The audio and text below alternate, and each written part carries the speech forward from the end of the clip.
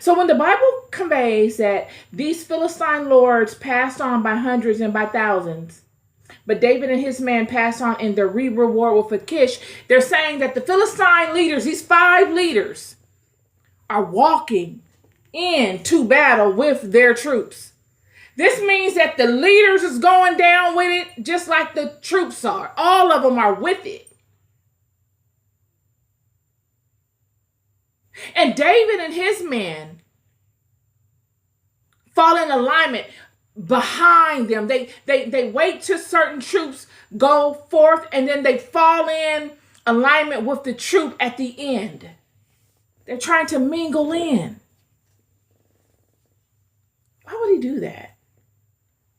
Well, come to find out that the head of the Philistine nation finds out that these Hebrews are amongst them. You would have thought that that would have created anarchy. It would have been mass chaos. But you got to know who you're dealing with. These are not erratic, dysfunctional, highly emotional people.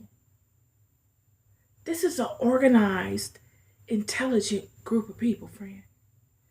I know a lot of times anything that is not in alignment with what the Hebraic God, that God of Israel, is in alignment with, we as children of this house and of this God discredit that. We do. We discredit it, from Satan to everybody else. We discredit the power. That don't mean it's true. The Philistines were intelligent. They had a mighty army. This is Israel's number one enemy. Israel didn't have an enemy like they did with the Philistines. The Philistines did more damage while Israel was on their feet as a mighty nation than anybody.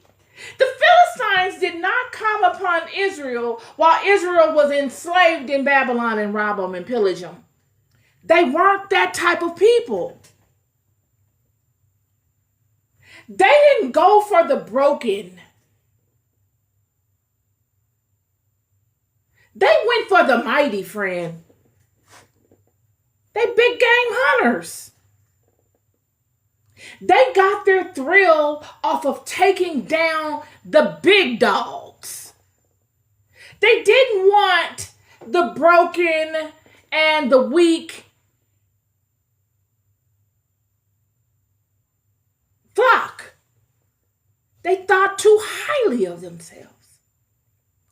They lived by a code. They took pride in knowing, I went toe to toe with you and you were at your best. That's the type of people that they were. They took pride in knowing, I went toe to toe with you and I aligned to a particular philosophy while going toe to toe with you. This is who they were. I know many people don't want to hear it, but it's the truth. The Philistine nation, when David comes upon them, the leaders, the leaders, not the warriors, the man in the army, but the leader gets word of it. That is why David did it the way he did it. He didn't want to see the man on his level. There was nothing that the Philistine warriors could grant David but problems and a waste of time.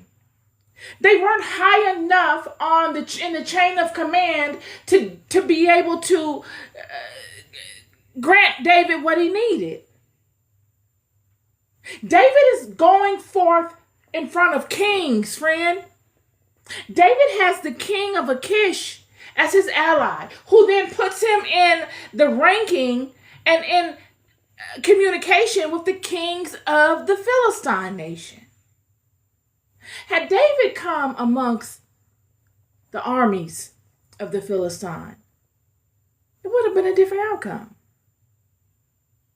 Because the armies of the Philistine would do what they were programmed to do: annihilate David and his men. It's what they were in line to do. Think of them as T cells in your body. They're there to eradicate anything that penetrates the kingdom. No questions asked. And this is what I need you to know. This has been on my spirit today. A lot of your battles in your walk, the majority of the battles in your walk, will be getting you ready, showcasing your skills, chiseling out your muscles, making you good with your artillery, all your weaponry, getting you familiar with it. Well, how? By coming in and out of situations with the runners, the warriors, the ground level troops that the kings put in place to act as buffers between them and anyone else. David in his walk had gotten to a place where he was beyond the ground level troops. He's already made a name for himself waging war with them. Now David needs to speak to the king. Who is the king? And let them know I want to talk to them. Whether I am able to go before them myself or I can be in contact with someone that can. Tell the king my intention. And when the kings of the Philistines get word of what David wants, of course they're upset because they're on their way to war. Nobody has time for this. Is there some sort of issue internally here? How has this come about? So they're initially upset that David is even amongst them with his brethren. But because they know of David, before David even got there, they knew of David, friend.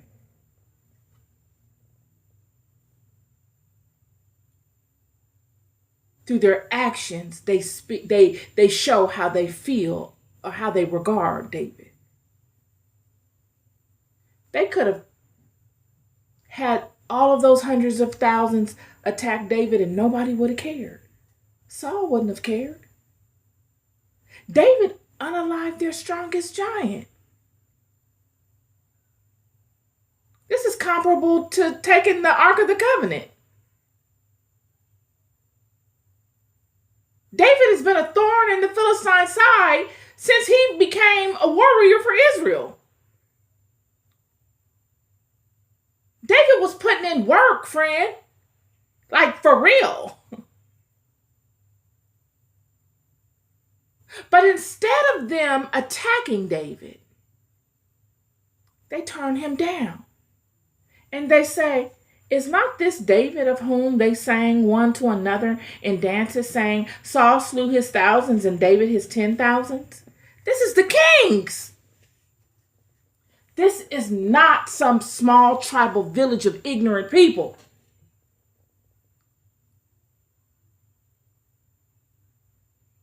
His reputation preceded him. And the only reason that they did not wage war against him and unalive him, disgrace him, was because they respected him, friend. Friend, good and bad is subjective. I've said this. It's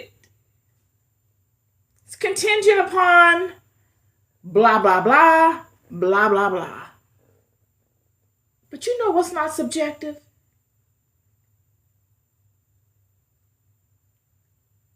Character.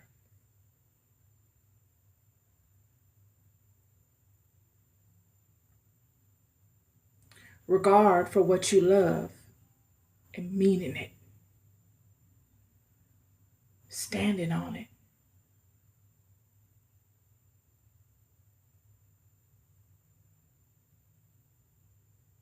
Respect.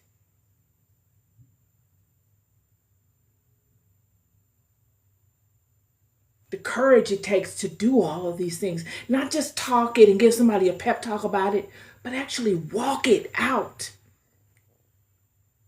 amongst extreme difficulties and still win. This is what the Philistine lords saw in David. And it was a common thread that they saw in themselves and that they saw in one another.